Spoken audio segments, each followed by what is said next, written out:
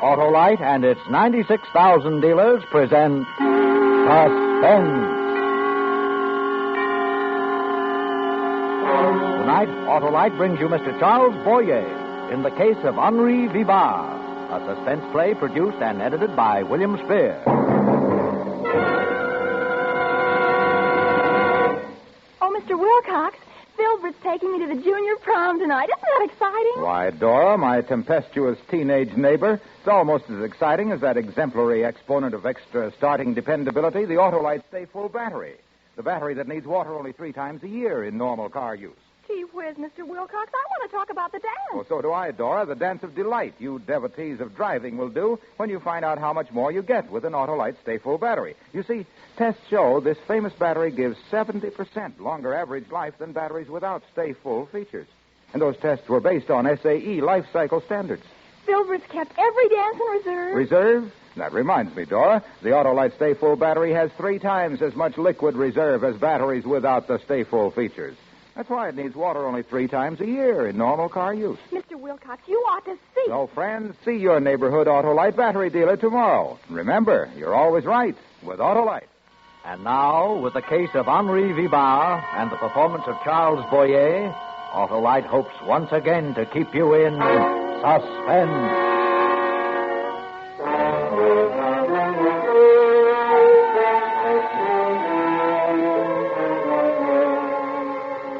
I watched the taxicab enter the gate and rolled slowly up the driveway toward the entrance. Gladstone Memorial Rest Home is a big, busy place. Dozens of cars come and go every day, and yet somehow this cab caught my attention and held it. It seemed to fascinate me. As it approached, yes, I got a definite feeling of menace from it. These warnings, these premonitions, they come to me whenever I'm in danger. Danger? What danger? The cab stopped just below my window, and a man got out. Sergeant Jack Freeman of the London Bureau of Missing Persons. He came here often, checking on new arrivals.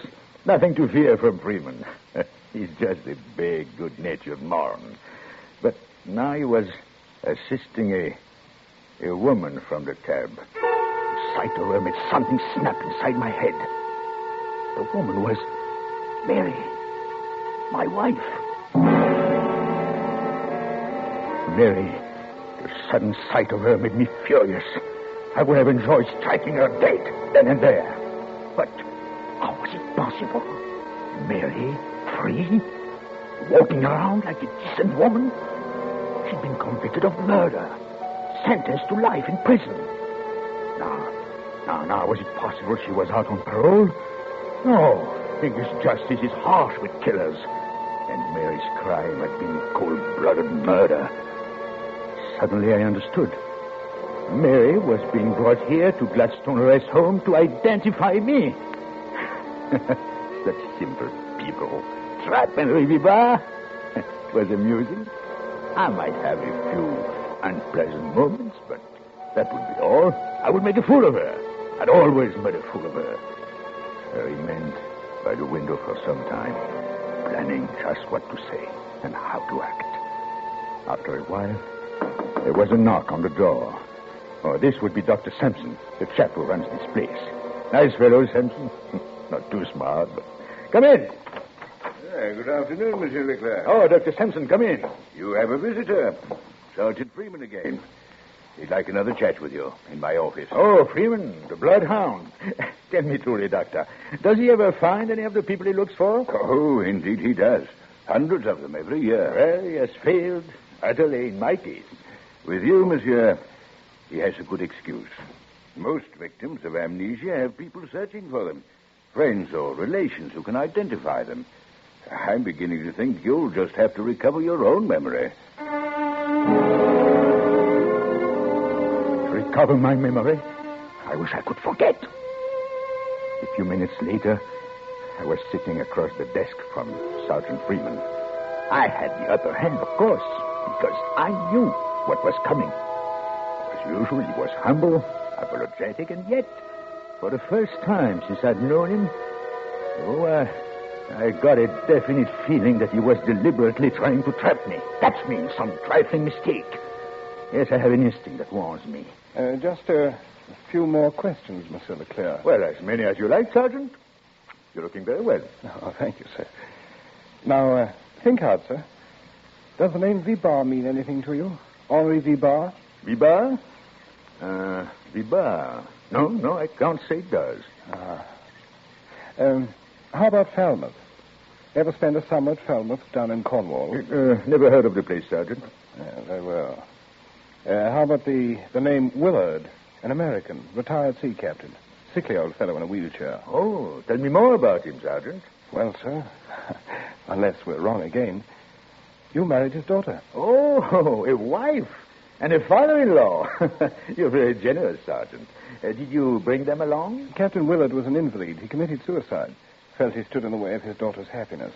Left a bit of money, though, about 10,000 pounds. I could hardly keep from laughing at Freeman. He went on, telling how Mary and her father came to England on a visit, how I met her at Falmouth, how her father objected to our romance. Freeman had most of the facts straight, except that Captain Willard did not commit suicide. No, I arranged that little matter. It was quite easy. He suffered from a bad heart condition. Took strychnine for it. So I managed to contrive an overdose for him. I put it in his pot of tea. Rather bitter tea, I imagine, but then he liked it strong. When Mary and I returned from the beach, he was dead. But he didn't leave 10,000 pounds, more like 5,000. Freeman went on with the story. Well, completely wrong. You and Mary Willard were married. Settled up Captain Willard's estate, which was practically all cash, then went up to London to live. Now, Monsieur Leclerc, does none of that strike a familiar note? You seem to think it should. Why, Sergeant Freeman? Because you've been identified from those pictures we took of you when you first came here. Really? Who? Oh, the woman, of course. Yes, sir. Mrs. Vibard says you are her husband. Well, she probably discovered that I have money, and... How? How could she possibly know that? Well, you could have told her, Sergeant Freeman. Innocently, of course. It's no secret.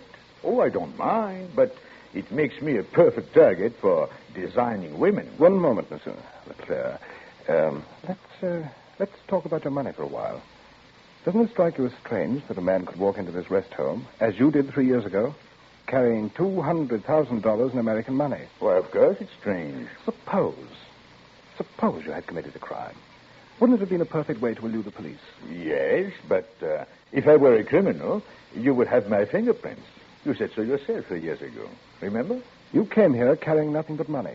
No extra clothing, no papers, nothing by which you could be identified. Now, Sergeant, what sort of crime are we discussing? Murder? It would have to be murder. You detectives. And who did I kill? Well, to be honest about it, we don't know. Oh, just anyone. To be this woman's husband, I must have murdered somebody. Well, that makes her very attractive, I'm sure. Tell me, did she help me with the job? She was tried for the murder, convicted, and sentenced to spend the rest of her life in prison. Would you care to hear about it? Well, not particularly, but it's part of your job, and we've rather taken over Dr. Sampson's office. That's quite all right. I find this very interesting. Well, it's not interesting to me, because Freeman had the story all wrong. He just knew Mary's side of it, and there was so much she didn't know. We buried the old man, got married, collected the old man's insurance, and went up to London to live. It was very nice for a few months, but the money didn't last long. Very soon I was broke. Nasty feeling, being broke. Makes me nervous, uncertain of myself. Fortunately, just as things were getting really bad, I met an American friend, a chap I had met in New York a few years before, named Nick Blackburn. He had a lot of American bonds, hot bonds he called them, but he didn't know how to dispose of them. It was a simple matter for me with my connections on the continent. Blackburn stipulated one thing. He wanted to be paid in American dollars. That delayed matters for a few days, and finally, when I received the money, I decided not to share it with Blackburn. So, Instead of keeping my appointment with him, I went to my hotel, sent Mary out on a fool's errand, and packed my grips for a quick disappearance. I'm very clever at quick disappearances. I was all packed, ready to leave, when there was a knock on the door. That startled me. Blackburn didn't know where I was living, and Mary couldn't get home for an hour. Who could it be? Again the knock. My nerves steadied down. They never fail me in a tight spot. Hello? What is it?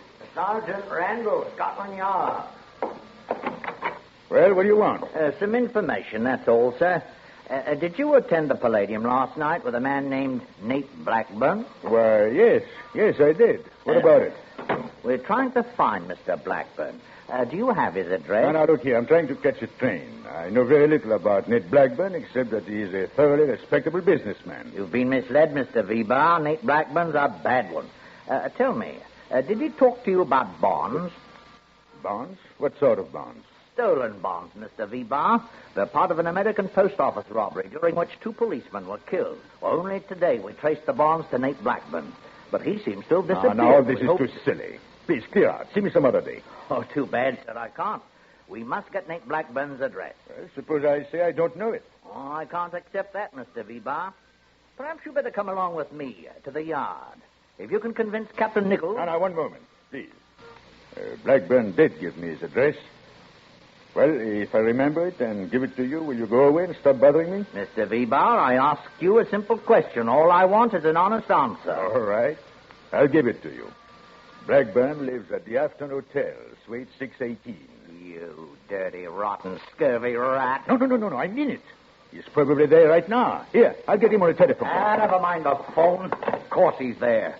Waiting for you to show up with our money. Where is it? What became of your English accent? Come up with that dough and quick. Well, I don't have it. I put the money in the mail. I've been tailing you all day. I saw you sell the stuff an hour ago. Come on, Vibard. I want the money. That gun doesn't frighten me. You wouldn't dare kill me. No, but I can put a couple of slugs in your legs. How about that? Want to be a cripple the rest of your life? No, wait. Wait. I intended to deliver the money to Nate personally, but, well, since he doesn't trust me... Now, please, put that gun away. There, that's better. I have an aversion to firearms. Where's the money? There, in that grape on the table. Huh? The small one. Good. Old bills. Not in sequence. Can't see any marks. Drop that money. Huh? Hey, what's that thing? A gun? Put that money on the table. Let's see that gadget. Stand still. Don't move. Don't tell me it shoots real bullets. Stop. Stay where you are. Stay away from me. Give me that thing. Stop, I said. I'll shoot. Come on, hand it over. No. You jack. You silly... He fell dead right at my feet.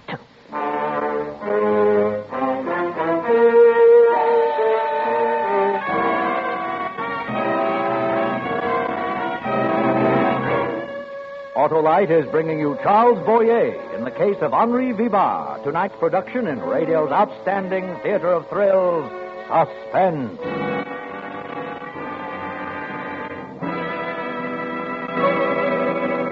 Hey, Dora, what's the matter? You look blue. Filbert just called. His car wouldn't start because the battery's dry, and now we can't go to the dance. Dry your eyes, my pretty neighbor. I'll lend Filbert my car.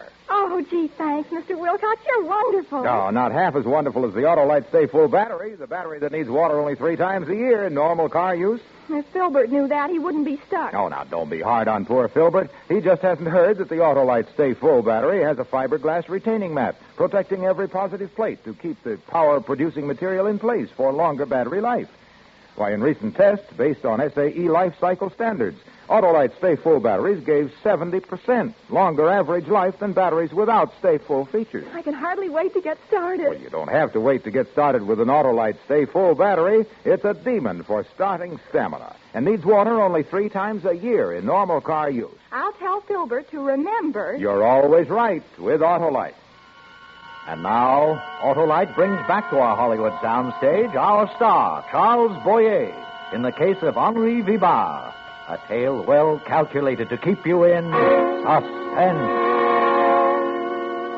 It's a terrible thing to To kill a man like that, to see him go limp and pitch forward on his face. Just the memory of it made me sick. I must have betrayed my feelings because Sergeant Freeman stopped whatever he was saying. Anything wrong, sir? Oh, pardon me, Sergeant Freeman.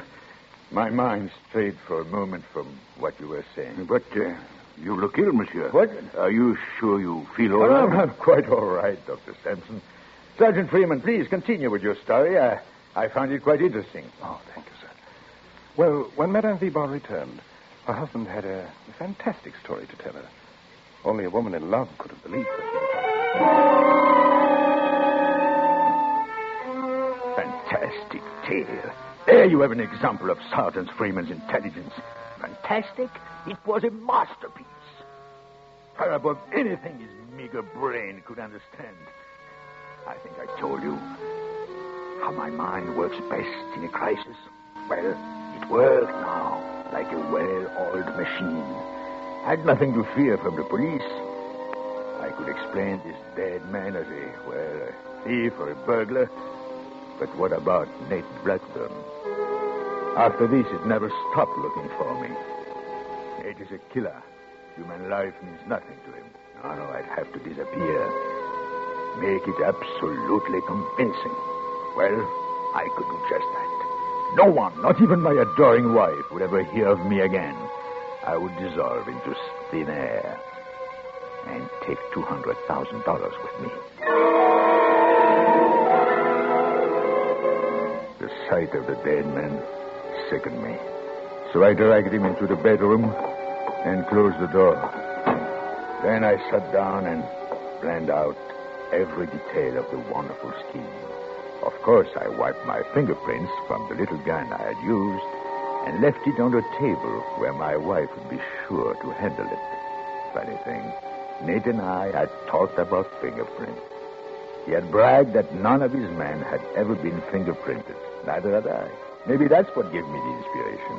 By the time Mary came home, I had every detail of my plan. Hello, dear. Your man didn't show up, maybe. Henry, what's the matter? Mary, I'm in trouble. Trouble, dear? What? I killed a man. Henry, don't fool about such things. I'm not fooling, Mary. Look, here. Oh. No, don't go in. Henry, who is it? How did it happen? Good girl. I was afraid you'd go to pieces. Never mind me. What about you?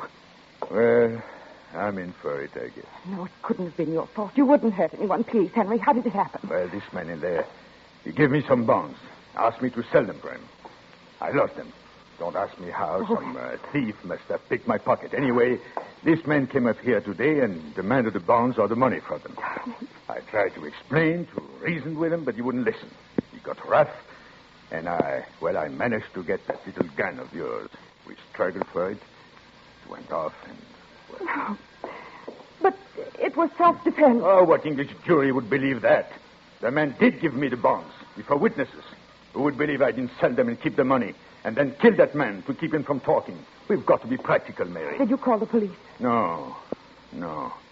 I waited for you. Why, Henry, why? Because there is a possible way out if you'll stand by me. Stand by you? Why, I'll do anything you say. Mary, it will take nerve. If you weaken... Henry, you're my husband. I love you. Tell me what to do, and I'll do it.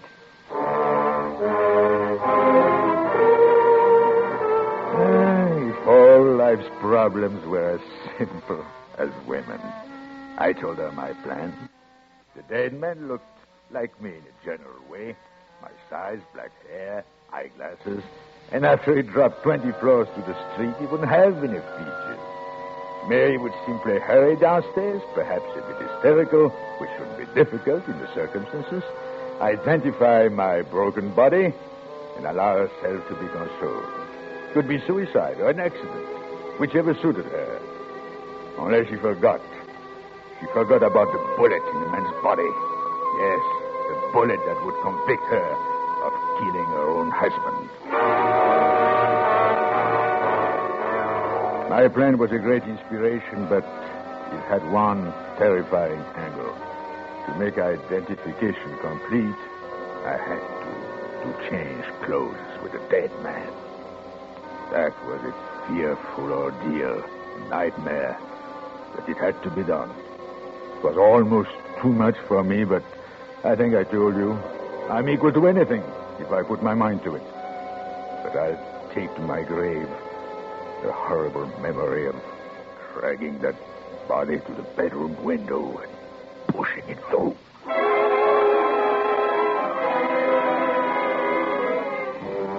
I walked down the back stairs, 20 flights of them. I saw the crowd in the street around the body.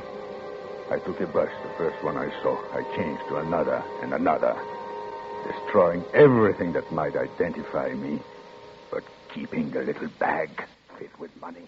It's quite a coincidence, Monsieur Leclerc. What? I didn't get that. I say it's quite a coincidence that you came to this rest home the day following the murder of Henri Vibard. Well, very well. Make the most of it. Dr. Sampson, do you consider that coincidence? I had to come here sometime. Yes, Sergeant Freeman. Since he's here, he had to come sometime. But apparently you've brought this woman with you. Bring her in. Let's get through with this farce. Thank you. Perhaps that would be good. Madame Vibard, will you come in, please?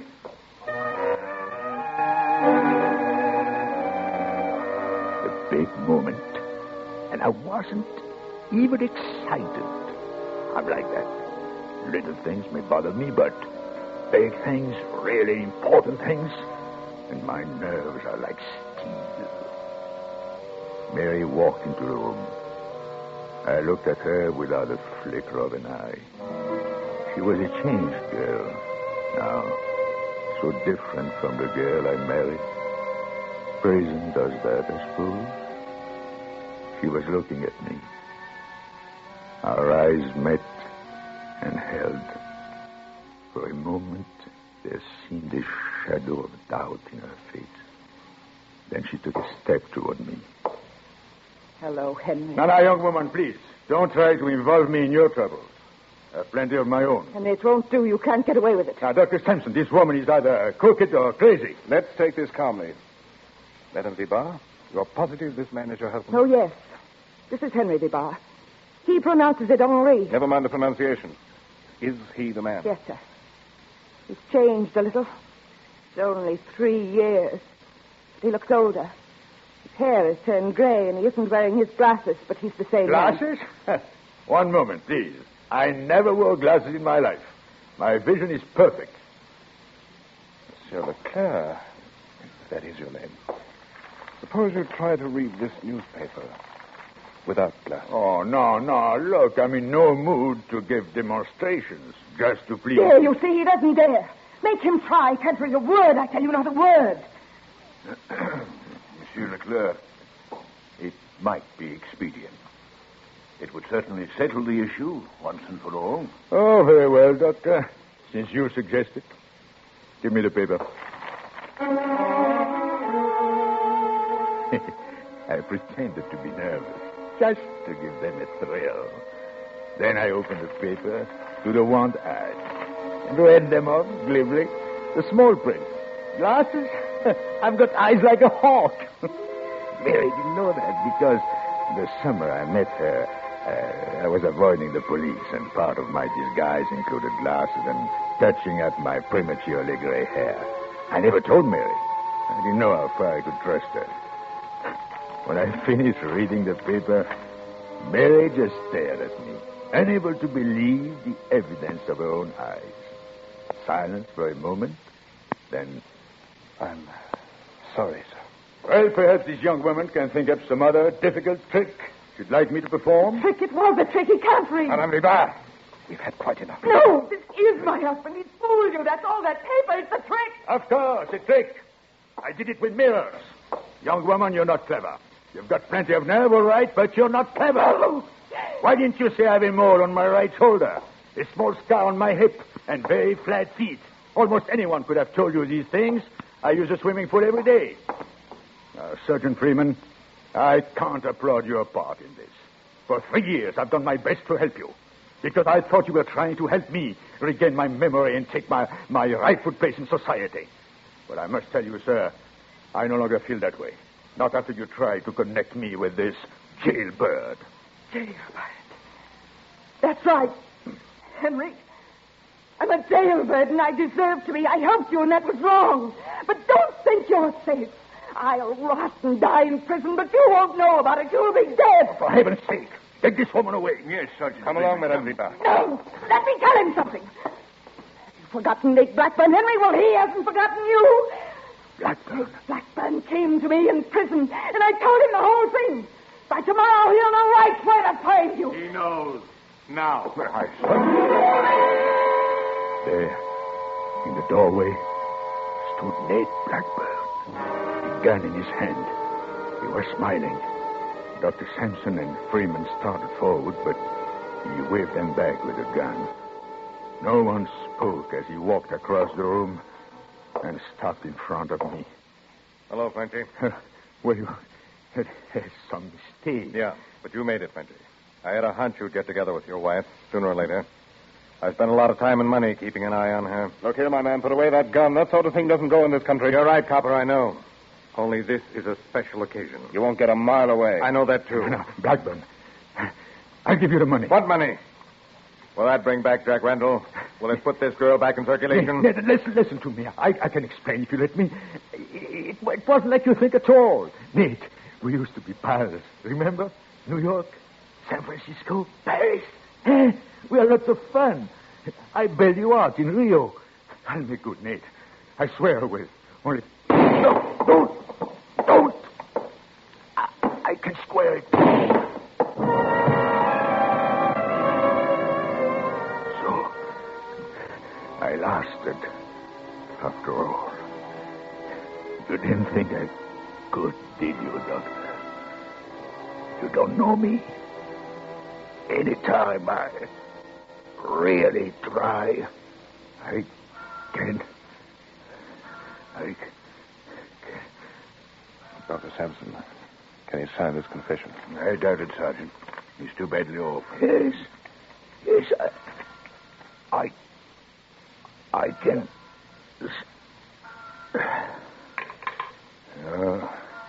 I didn't think he could. Is he gone? That's all. Strange fellow.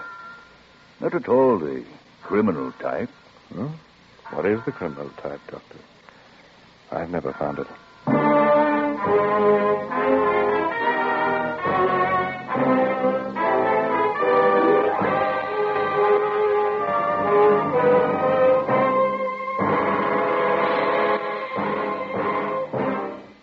Suspense, presented by Autolite. Tonight's star, Mr. Charles Boyer. Mr. Wilcox, why do you always say you're always right with Autolite? Because, little jitterbug, it's true. Autolite makes more than 400 products for cars, trucks, planes, and boats in 28 plants coast to coast. These include complete electrical systems used as original equipment on many makes of America's finest cars. Generators, coils, distributors, voltage regulators, wire and cables, starting motors, electric windshield wipers. All engineered to fit together perfectly, work together perfectly, because they're a perfect team. Don't accept electrical parts supposed to be as good. Ask for and insist on Autolite, original factory parts, at your neighborhood service station, car dealer, garage, or repair shop.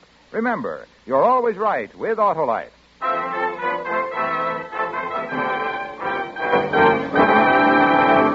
Next Thursday for Suspense, our star will be Mr. Broderick Crawford. The play is called Deadline, and it is, as we say, A tale well calculated to keep you in suspense. Tonight's Suspense play was produced and edited by William Spear and directed by Norman MacDonald. Music for Suspense is composed by Lucien Moravec and conducted by Lud Gluskin. The Case of Henri Vibard is an original play written for radio by Bradbury Foote. Charles Boyer may soon be seen in the Douglas Sirk production, The First Legion. You can buy Autolite Stay-Full batteries, Autolite standard or resistor spark plugs, Autolite electrical parts at your neighborhood Autolite dealers. Switch to Autolite. Good night. This is CBS, the Columbia Broadcasting System.